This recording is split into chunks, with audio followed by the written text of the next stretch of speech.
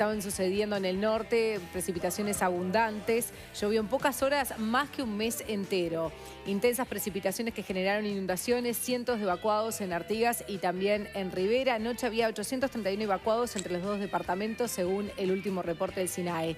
En Artigas, además, ayer hubo un rescate de 22 personas que habían quedado aisladas. Algunas estaban realizando una travesía en canoa, los sorprendió el agua. Hubo 10 personas que fueron rescatadas de las copas de los árboles. Por suerte, fueron todas rescatadas. Ya estamos en contacto telefónico para ver cómo es la situación en Artigas a esta hora con un periodista del portal Todo Artigas, Alfredo Simón. Buenos días, gracias por recibirnos. Hola, buenos días, ¿cómo están? Bueno, por suerte aquí estamos viviendo una situación bastante mejor que la que hemos vivido en la jornada de ayer. Bien, hasta ahora, ¿cuántos son los evacuados, los autoevacuados? Los datos oficiales de esta mañana indican que el río Cuareñi está en 12 metros 45. Durante la madrugada estuvo subiendo a razón de 15, 20 centímetros por hora. Ahora en la mañana ya los datos oficiales dicen que está subiendo, pero un poquito menor. La cantidad de evacuados, estamos hablando de por lo menos unos 500 evacuados y algunos autoevacuados que no siempre se tiene control de esa gente que sale de sus hogares sin informar que sale. De cualquier manera, el Comité de Emergencia de Artigas trabaja muy bien. Hay una coordinación entre todas las instituciones realmente magnífica, cosa que hace que el trabajo sea bastante más llevadero. Claro, ¿dónde están todos ahora? Los evacuados, ¿tú decís? Sí. Están en distintos clubes, en instituciones que se brindan para recibirlos. Digo, deben haber una decena de lugares donde están evacuados, distintos lugares. Inclusive la Intendencia, Perdón, Alfredo, la Intendencia inclusive alquiló algún galpón de alguna cooperativa, de alguna empresa, previendo que pudiera haber más evacuados. Sí, siempre hay una lista de espera, digamos, de lugares donde se los pueda evacuar, digo, porque ya hemos tenido situaciones errativas donde, no sé, se empiezan con 500 evacuados y hubo crecientes que terminaban con 1000 evacuados. Entonces, tiene que haber una lista de espera de lugares de a dónde llevarlos en caso que el río suba. Claro, ¿ahora llueve? ¿Cómo? ¿Ahora está lloviendo? Hay sol. Hay sol, sol, lindo sol. Ahí va, estamos viendo. Bueno, menos mal. Ustedes son desayunos informales. Ahí va. Está perfecto. Bien, estamos viendo en este momento cómo está el cielo en Artigas y por suerte no llueve y hay sol. ¿Y la ruta 30 sigue cortada? La ruta 30 hacia Bella Unión tiene varios pasos cortados, sí. Y te diría, todavía no tenemos el informe de Jefatura de Policía, que es la que se encarga de hablar sobre, de informar sobre rutas y caminos, que va a salir ahora en poco rato, pero estoy seguro que como el río subió desde la tardecita de ayer hasta hoy, no solo hay más caminos, no solo siguen cortados los que estaban, sino que es probable que algún otro cruce, algún otro arroyo cruzado porque el río cortado porque el río subió, ¿no? Claro. Es muy probable. Sí. Y ayer, bueno, decías, mucho mejor obviamente la jornada que la de ayer, que vivieron momentos donde no encontraban a todas estas personas que habían salido en canoa. Lo de la canoa es una travesía habitual aparte, ¿no? Es una actividad de turismo tradicional. Exacto. La travesía del Cuareñ es una competencia de canotaje que se hace anualmente en Semana de Turismo, donde por lo menos 30 competidores locales de Brasil, algunos argentinos, vienen a participar aquí a Artigas, arrancan en el inicio del río Cuareñ, allá por el arroyo La Impernada, cerca de Rivera, y terminan frente a la ciudad de Artigas. Habitualmente, en condiciones normales, eso no pasa nada, digo, porque hay lugares que no hay ningún problema. El tema es que se fueron.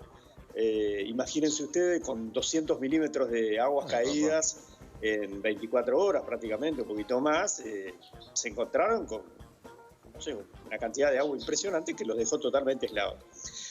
Trabajó muy bien el equipo de la Fuerza Aérea que vino a rescatarlos. En total fueron 23 personas las rescatadas y una de ellas, un señor de creo que 65 años, se quedó aislado y creo que perdió su kayak y quedó encima de la copa de un árbol. Hubo casos de hipotermia, porque obviamente estas situaciones no se esperan, se mojan. Y bueno, el helicóptero que logró llegar a Artigas, porque el mal tiempo también impidió, había salido a las 8:45 de Montevideo y tuvo que quedarse en Salto porque el techo no le permitía llegar a Artigas. Luego, por la tarde llega y con un buen trabajo antes de la tardecita logró llevarlos a estancias que están en la zona. O sea, los sacaban del lugar crítico, los llevaban a una estancia y después de esa estancia o quedaban en la estancia o se los traían en vehículos o iban a esperar hasta el día de hoy cuando empiece a bajar el río. Pero por suerte fue todo bárbaro. Algún caso de hipotermia nomás, digo, no hubo heridos, no hubo nada. Casos de personas desaparecidas no hay, ¿no? Porque en algún momento se había hablado que había algún niño que no se encontraba, inclusive 2 personas mayores también. Y los casos de desaparecidos fueron las personas que estaban participando de esa travesía del río Paraín que no eran localizados. Claro. No sé qué información circuló, digo, pero no hubo niños desaparecidos. Había un adolescente que no se lo encontraba, pero que estaba dentro de ese grupo de la travesía del Corail. Más que nada estaban desaparecidos porque no había forma de comunicarse con ellos. Claro. Pero por suerte se habían resguardado en lugares donde podían protegerse. Así que bueno, todo termina, el final es feliz, por suerte. Bien, Alfredo Simón, muchísimas gracias por este contacto y por toda la información. Por favor, a ustedes, abrazo grande. Hasta luego, buena jornada. Un saludo al pájaro que cantaba como loco ahí. Qué divino, ¿no? Sí, porque estaba soleado, estaba lindo, por suerte el tiempo va a ayudar entonces a todas las tareas que están realizando y que se seque un poco todo y baje el río. Vamos a ver ahora el testimonio de una de las rescatistas. Por suerte salió todo bien, pero en primera instancia encontramos a 6 personas que por suerte, si bien estaban, pasaron obviamente la noche muy mal, humedecidos, pero ninguno estuvo con hipotermia severa. Y finalmente encontramos a otro más. Después había un grupo de gente que ya habían logrado refugiarse en una casa. O sea que por suerte salió todo bien y no hubo que lamentar víctimas. ¿Alguna persona desaparecida? No. Felizmente están todos. Por los datos que tenemos están todos, no falta ninguno. Bien, y como siempre el sistema de emergencias da sus recomendaciones para estas situaciones. Desplazarse en autos, motos o caballos no disminuye el riesgo de ser arrastrados debido a la cantidad y fuerza de las aguas, sobre todo si son intensas y prolongadas. En aquellas zonas de ciudades que estén inundadas con el desborde de ríos, la precaución debe extremarse, además por el peligro de posibles áreas electrificadas dentro de las viviendas afectadas, además. Una vez que descienda el nivel de las aguas, el retorno solo podrá hacerse cuando, no haya riesgo de hay que hacer la limpieza, la desinfección, todas las tareas. Por eso lleva tantos días, por más que luego baje, poder volver a sus hogares. El desborde del sistema sanitario y la presencia de alimañas constituyen los factores de riesgo extra para la salud de la población. Y hay que cruzar los dedos, que lo decíamos ayer con Juan Miguel en la radio, que no llueva en el norte, en Brasil. Sí, si no, porque eso después baja también no ayuda. Sí, no solo está la lluvia acá, sino la de Brasil. Está cortada la ruta 30 en el norte, la 28 y la 44. Sobre todo no cruzar, ¿no? Cuando vean la crecida, no cruzar porque es muy peligroso. Puede parecer más llano de lo que es, pero el río te arrastra y así se producen la mayoría de las muertes en estos casos, con gente que intenta cruzar las crecidas. Cruza a caballo, porque a veces dicen, sí, es lo que termina sucediendo. Vamos a ver ahora otro testimonio. En este caso es el de una mujer que subió la copa de un árbol y allí fue rescatada. Uno de los que estaba con nosotros va a buscar leña para aumentar el fuego. Se da cuenta que el río está a 3 metros y de a poco nos iba subiendo el río. Hubo un momento en que estaba por la cintura, un poco más, y ya no veíamos como mucha salida. Y escuchamos un grito de Daniel, mi tío, que es el que organiza, está siempre pendiente de todos. Y a los gritos allá, y nosotros felices, pensando que había tierra. Y él estaba arriba de una canoa sin remo, con 2 más. O sea, era algo que no sabíamos. Hasta que llegamos al árbol y esperamos que llegue. Ya a todo esto no damos pie.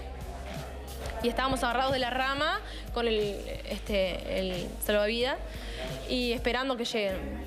Y cuando llegaron, en las ramas había lugar para 4 personas, nada más. Cuando ellos llegaron, entonces me subí yo a la canoa y mi padre, y ahí éramos 5. Desaguar había que sacar el agua porque si no se baja mi padre y quedan los 5 ahí agarrados como pueden de las ramas y me llevan a mí remando a mano y agarrándose de las ramas hasta llegar a la orilla. Llegamos a la orilla y con Daniel fuimos hasta la estancia que había en el cerro para conseguir ayuda, remos, lo que sea, y le dimos los remos a estos 2 que nos estaban esperando para rescatar uno por uno, y así fueron viniendo. Qué momento. Sí, complicadísimo. Qué corto que parece en un relato y qué largo debe ser estar ahí. Esos ¿no? minutos de haber sido eternos, esas horas. Sí, y sobre todo también, bueno, saber que estuvieran todos a salvo, ¿no? Y no seguir encontrando gente para rescatar, que era lo que decían ellas. De todas formas iban llegando. Los 22 sabían que habían desaparecido la canoa, pues sabían que habían salido. Sí. Pero después la cantidad de gente que iba quedando y avisando como podían. Además debe ser un río de calma chicha, imagínate, ¿no? Sí, para que pasen estas cosas, no estar acostumbrados a esto. Obviamente.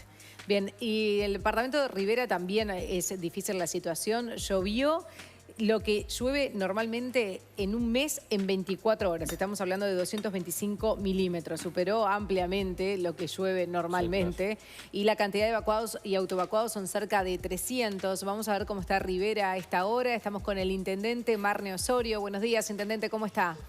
Muy buenos días, muy bien, muy bien. Acá disfrutando, a pesar de todo, el inicio de una jornada muy linda, muy luminosa, aquí en el departamento, y bueno, y trabajando para recomponer la situación que se generó en las últimas horas. Bien, ¿y cómo está a esta hora? Decíamos son cerca de 300 las personas que están evacuadas, autoevacuadas. ¿Dónde se están quedando? Sí, en realidad fue en el día de ayer donde tuvimos el pico del conflicto, de la dificultad, donde muchos barrios que están sobre el arroyo Cuñapirú se vieron invadidos por el agua, y eso significó de que tuvimos que habilitar 2 alojamientos transitorios desde el comité de emergencia, donde llegamos a tener alrededor de 40 y algo de personas en esos alojamientos, muchas personas que fueron autoevacuadas y muchas familias que prefirieron quedar a lo largo del día con sus casas invadidas de agua. Y bueno, y nosotros los estuvimos asistiendo en los propios barrios, con alimentación y con algunos elementos que fueron necesarios. Pero fruto de algunas intervenciones que se estuvieron haciendo en los últimos meses sobre el cauce justamente del arroyo Cuñapirú, significó que a partir del momento que cesaron las aguas, el escurrimiento fue muy rápido, muy rápido. Hoy el agua ya está muy baja, hoy ya las casas ya están libres de agua, y estamos trabajando en el proceso retorno con actividades de sanitización, trabajos de evacuación de fosas sépticas con los camiones barométricas, para tratar de generar las mejores condiciones para que las familias estén retornando en la jornada de hoy. Intendente, ¿son zonas habitualmente inundables? Porque en general lo que sucede es que en esas zonas a veces inundables la gente genera su forma de vida justamente en torno a emprendimientos productivos cercanos al lugar o abasteciéndose de la pesca y eso. Entonces, en general no quieren irse de esos lugares, y me consta que muchas intendencias tienen problemas para tratar de convencer a las familias que dejen esos lugares tan vulnerables. Bien, usted sabe que nosotros, el arroyo Cuñapirú es un arroyo de un cauce muy exiguo, muy pequeño. Digo, la traducción de Cuñapirú justamente es mujer flaca.